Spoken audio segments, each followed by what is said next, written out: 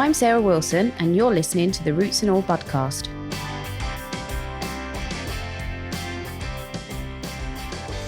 Hello, and welcome to this week's episode of the Budcast. Last week was the last episode in the vegan gardening series, and I hope you enjoyed listening to the episodes as much as I enjoyed speaking to Cleve, Caroline and Matthew. I'm constantly amazed and honoured that I'm able to speak to people who are so knowledgeable, and sometimes I have to pinch myself to believe I'm really doing this. And I'd also like to thank everyone who's supporting the podcast. I've had 2 new regular Patreon subscribers, and I'm really grateful to you both, as every last penny counts for me at the moment whilst I'm getting the podcast off the ground. I'm afraid I have some really sad news for you to begin with, and if you listen to episode 12 of the podcast, you'll have heard me interview Esiah Levy of the Seed Share Project, and I'm sorry to have to tell you that Esiah has passed away. As a tribute to Esiah, I thought I'd dedicate this episode to talking about seed sharing and food sovereignty, which are things that he was passionate about, and hopefully, if you're in the process of ordering seeds at the moment, you might be inspired to explore beyond your usual tried and trusted seed catalogues. I'm going to begin by giving an overview of why buying heirloom and open pollinated seeds is important, and the impacts that our modern methods of seed saving and production are having on food security worldwide. Then I'm going to suggest a few places where you can go and find out more information and actually purchase these seeds. And this will be a fairly brief overview of this topic, but I do intend to delve into it much more in future episodes. So what are you getting when you buy seeds from some of the big seed producing companies? Well, often the seeds you buy are F1 hybrids. And F1 hybrid plants are only really any good for one growing season. And you might think, well, that's fine. I only want to grow these tomatoes for one season.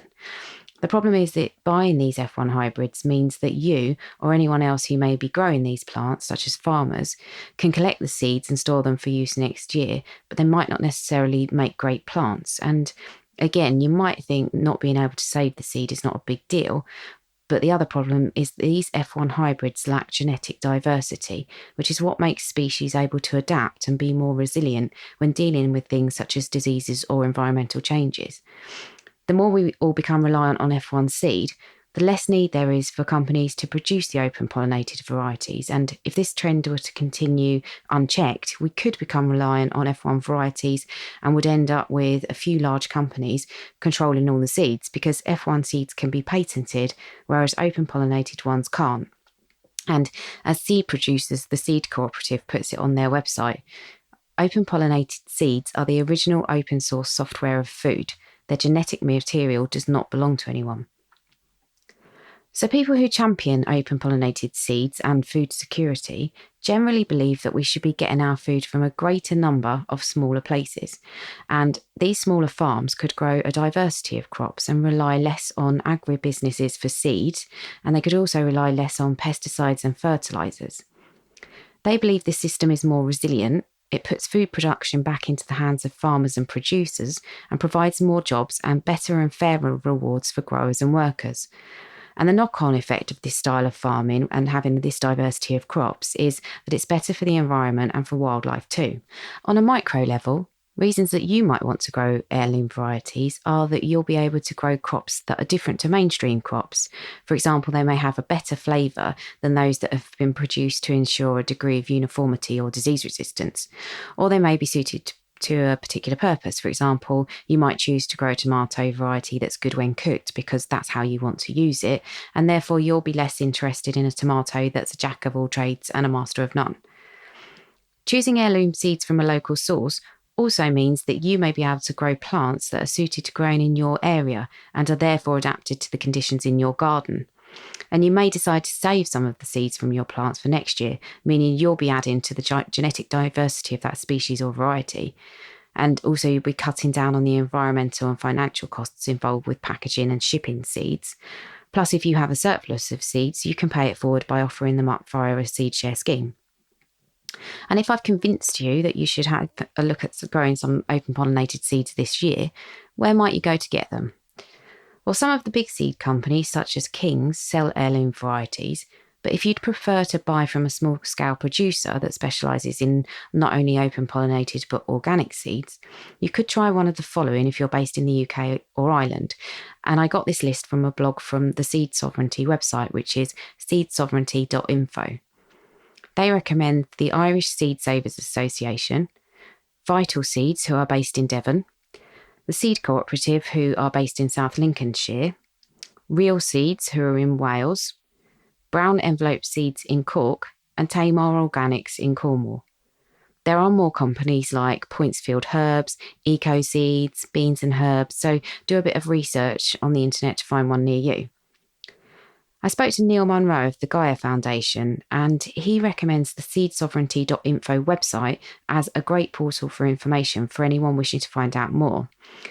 He's also recommended that if you're in the States, you check out the Seed Savers Exchange, the Organic Seed Alliance, and the Indigenous Seed Network.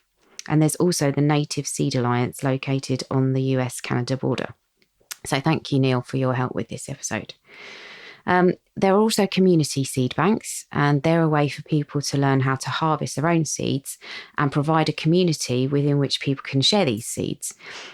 Examples in the UK are the London Freedom Seed Bank, and there are others in Stroud, Sussex, Shetland and Liverpool.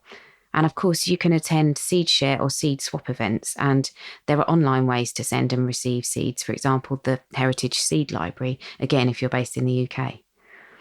So good luck to you if you're going to take the plunge and try something a bit different this year. You should be able to source vegetables, flower and wildflower seeds, so there's generally something for all growers. And I believe Esiah's family are keen to carry on his good work, but I'm not sure how active the Seed Share project is at this moment. I would suggest perhaps following them on social media so you can support the project as and when it comes online. I asked Esiah to provide me some suggestions of people he felt I should interview, and he emailed me a list, and it is the very least I can do, that by hook or by crook, I'm going to get every last one of his suggested guests on the podcast at some point in the future. I'd like to extend my condolences to Esiah's friends and family, and to thank Esiah for the impact he made on the world of horticulture and the inspiration that he gave to so many of us. Thanks for listening. I advocate to every gardener that I speak to, or any individual that is interested in growing food, I say to them, it's best to go with open pollination and heirloom varieties which have lasted generations. And, you never know, you may create your own particular sweet corn, tomato, squash or onion. You may create your own just through allowing the plants to be open pollinated by bees.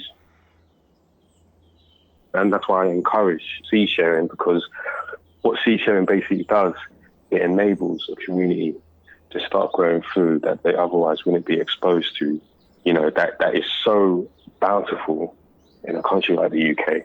And then they take that and then they grow it in their community, they grow it in their village. And what they find is not only is it prolific, but year after year after year, it's changing, it's adapting to the climate. And there's new varieties that are being grown, that they've grown themselves, and they can keep it, store it, and pass it on generation to generation. Where corn originally came from, it wasn't just yellow.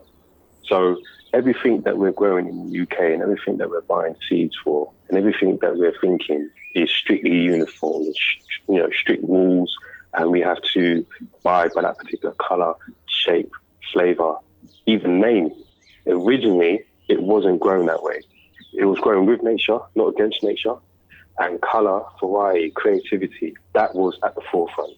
It was only when it was taken from those countries and brought back to the UK and other countries like the UK, and it was then marketed, and then it was turned into a cash cow.